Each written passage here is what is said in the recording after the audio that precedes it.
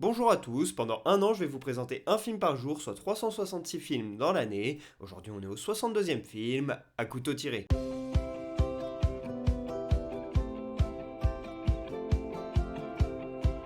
À couteau tiré est un film sorti en 2019 réalisé par Ryan Johnson.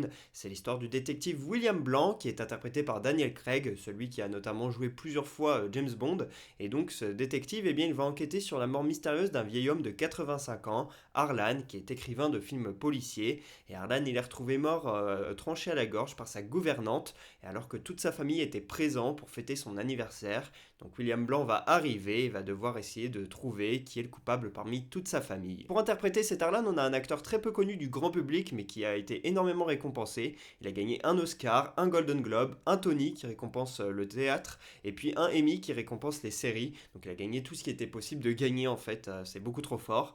Et puis à côté de lui on a un super casting, notamment Ana de Armas, Chris Evans et puis Jamie Lee Curtis pour jouer toute sa famille. Ce film a été un immense succès au box-office, il a rapporté plus de 300 millions de dollars au box-office sur 40 investis et puis ça a poussé Netflix quelques mois plus tard à acheter les droits du film pour 450 millions de dollars. Et à partir de là, ils ont acheté ces droits pour pouvoir produire deux films, et notamment Glass Onion qui est sorti en 2023, que j'ai regardé, que j'ai trouvé affreux. Je l'ai regardé en VF en plus, et je trouve la VF de Netflix à chaque fois abominable.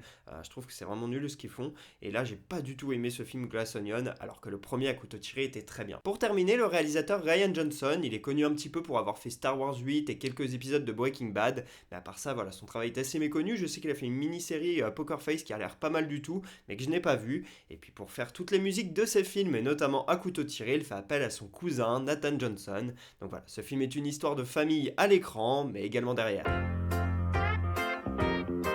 Si je vous parle de ce film aujourd'hui, c'est parce qu'en fait les 56 ans de Daniel Craig, l'acteur principal de ce film, et Daniel Craig il est bien évidemment très connu pour son rôle de James Bond, qu'il a interprété à 4 reprises de 2006 à 2021, et puis là ensuite il a démarré cette trilogie à couteau tiré dans laquelle il joue William Blanc, et on peut quasiment résumer sa carrière en fait à ces deux rôles, puisque c'est vraiment ça qui font de lui un acteur mondialement connu, même s'il a fait d'autres choses, notamment au théâtre, il a joué dans des œuvres de Shakespeare, Othello et puis Macbeth, qu'il a notamment pu jouer à Broadway quand même, donc c'est vraiment pas mal, ça devait être une expérience de fou.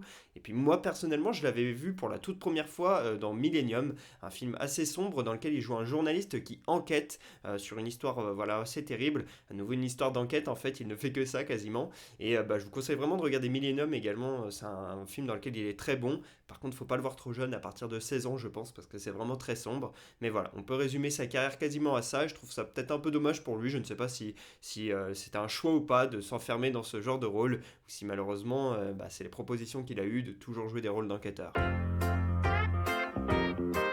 Ce film, je l'ai vu peu de temps après sa sortie au cinéma, une fois qu'il a été disponible sur MyCanal. Je suis très fervent de ce genre de film, un petit peu d'enquête, etc. Même les séries d'enquête, que ce soit sur TF1, France 2, etc. Quand j'étais plus jeune, quand je regardais encore la télé, je regardais beaucoup ça. Maintenant, c'est vrai que je regarde plus du tout, vu que je regarde plus la télé, j'ai pas la télé chez moi.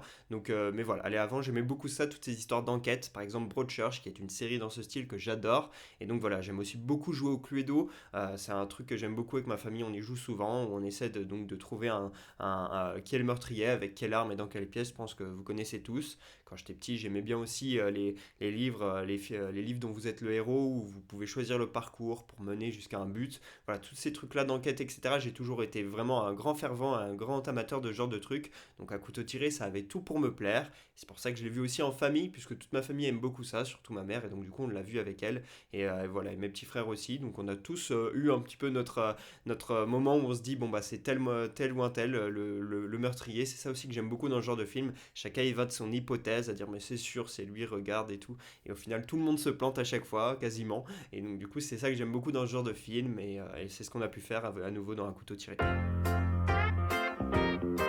Je mets un 16 sur 20 à ce film, je trouve le scénario plutôt très bien mené pendant une grosse partie du film. Par contre moi si je peux pas mettre plus que 16, c'est parce que j'ai été déçu par la fin. C'est quand même très dommage dans un film de se prendre du plaisir pendant tout le long par finir par être déçu. C'est vraiment ce que ça m'a fait, donc c'est vraiment dommageable. Je sais pas si ça vous l'a fait aussi pour ceux qui l'ont vu. Est-ce que vous avez été déçus de cette fin de film?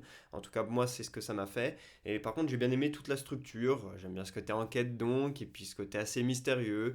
J'aime bien comment c'est tourné, comment c'est filmé, comment on suit un peu chaque personnage dans sa propre journée. Chacun a ses problèmes, chacun peut finalement être le meurtrier parce qu'ils ont tous une raison, ils ont tous un motif, un mobile. Voilà, c'est le mot que j'ai cherché.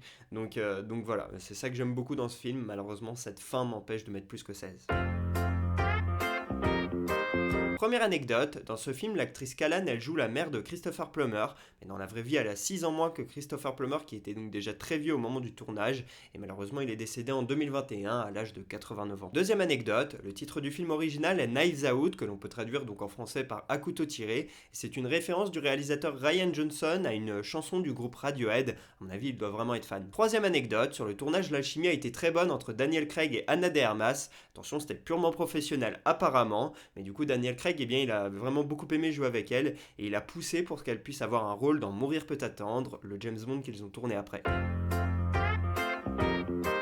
Voilà pour ce 62e épisode d'Un jour un film. J'espère que je vous aurai donné envie de regarder À couteau tiré. Pour ma part, je vous dis à demain pour parler du 63e film de l'année. Et pour que vous sachiez de quel film on va parler, un petit indice, Luka Doncic. Dites-moi en commentaire sur quel film on va parler. À demain.